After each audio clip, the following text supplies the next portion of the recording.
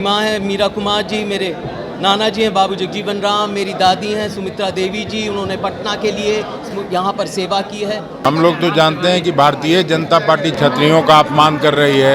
रूपाला जी जो भारत सरकार में मंत्री हैं, मोदी जी के करीबी हैं, उन्होंने जो बयान दिया है वो घोर आपत्तिजनक है और उन्होंने अपमानित करने का काम किया। धारा की लड़ाई है, हम एकजुट होकर लड़ाई लड़ेंगे। हम समता और समरसता की लड़ाई लड़ रहे हैं, हम सामाजिक न्याय की लड़ाई लड़ रहे हैं।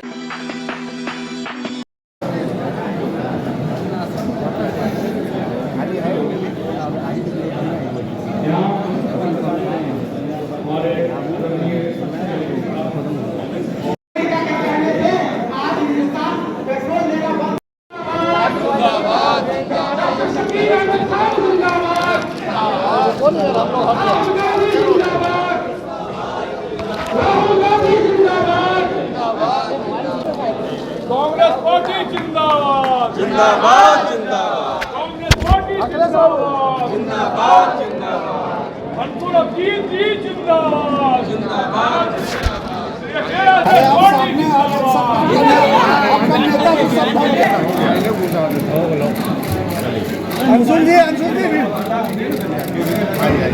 आभार व्यक्त करना चाहता हूँ खड़गे जी, सोनिया जी, राहुल जी, वेणुगोपाल जी और पटना के आला कमान का अखिलेश जी यहाँ पर बैठे हुए हैं, शकील साहब हैं, धीरज जी हैं।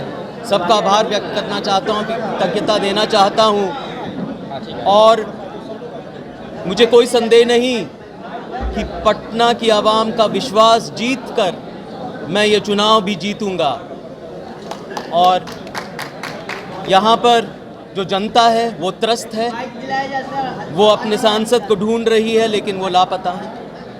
मैं यहाँ पर रहूँगा, मैं मौजूद रहूँगा और पटना के लिए जो करना है मैं ज़रूर करूँगा।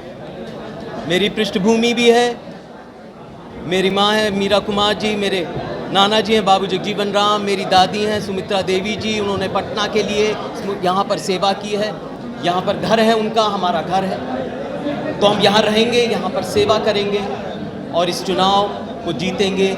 लोगों का विश्वास, लोगों का साथ, लोगों का समर्थन के बल पे जीतेंगे। क्या लगता है कि इस बार जनता बदलाव के मूड में है?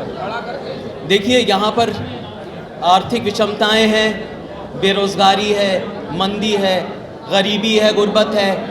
और आप देख रहे हैं कि ऐसे परेशानी के वक्त में जनता, आवाम वोट के ज़रिए अपनी नाराज़गी व्यक्त करेगी।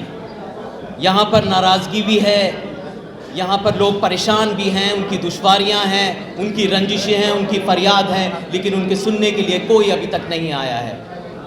तो ये भी है। और ये मत भूलिएगा कि कांग्रेस की एक सकारात्मक राजनीति है, हमारी 5 गारंटी है, सामाजिक न्याय है, महिला सशक्तिकरण है, यहाँ पर आर्थिक विषमताओं को हटाना है, बेरोजगारी है, जो शिक्षित युवक है उनको रोज़गार नहीं मिल रहा, किसान जो खेत में उतरते हैं, कफन बांध के उतरते हैं, उनकी भी समस्याएं हैं।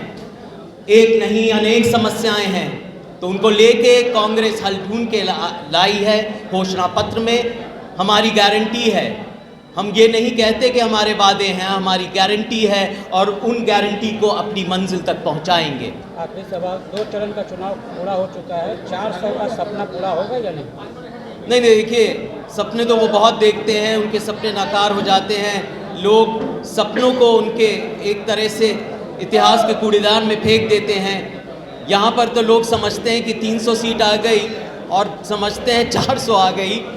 देखिए, हम अपने सकारात्मक राजनीति पे और इस सरकार के प्रति जो नाराज़गी है उस पर ये चुनाव जीतेंगे। अंशु जी, एक सवाल होगा, बीजेपी लगातार आरोप लगा रही है कि कांग्रेस बहुजनों का संपत्ति लेके माइनॉरिटी में बांटने का काम करेगी, ऐसा गंभीर आरोप लगा रही है बीजेपी। नहीं, तो उनका आरोप लगाना तो हमेशा काम है, उनकी राजनीति से तो आप वाकिफ़ हैं, आप तो जानते हैं वो लोगों को बांटना चाहते हैं। और यही तो फ़र्क है, ये एक विचारधारा की लड़ाई है।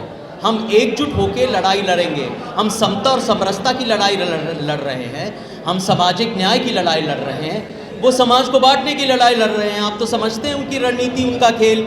और जब वो दबाव आता है, जब हारने की स्थिति आती है, तो कुछ ना कुछ तो कहते हैं। ये तो जानते हैं ये सियासत है, ये तो उनकी रणनीति है, ये उनकी राजनीति है। इस आवाम समझदार है, लोग समझदार हैं, वो समझते हैं, जनता जानती है कि क्या हो रहा है।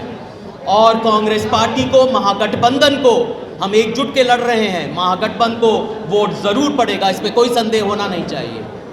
हम लोग तो जानते हैं कि भारतीय जनता पार्टी छतरियों का अपमान कर रही है। रूपाला जी जो भारत सरकार में मंत्री हैं, मोदी जी के करीबी हैं, उन्होंने जो बयान दिया है वो घोर आपत्तिजनक है और उन्होंने अपमानित करने का काम किया। राहुल जी किसी जाति, बिरादरी, धर्म, संप्रदाय का बात नहीं करते हैं। वो सबको मिलजुल कर भाईचारा और मोहब्बत की दुकान खोलने की बात करते हैं। धन्यवाद।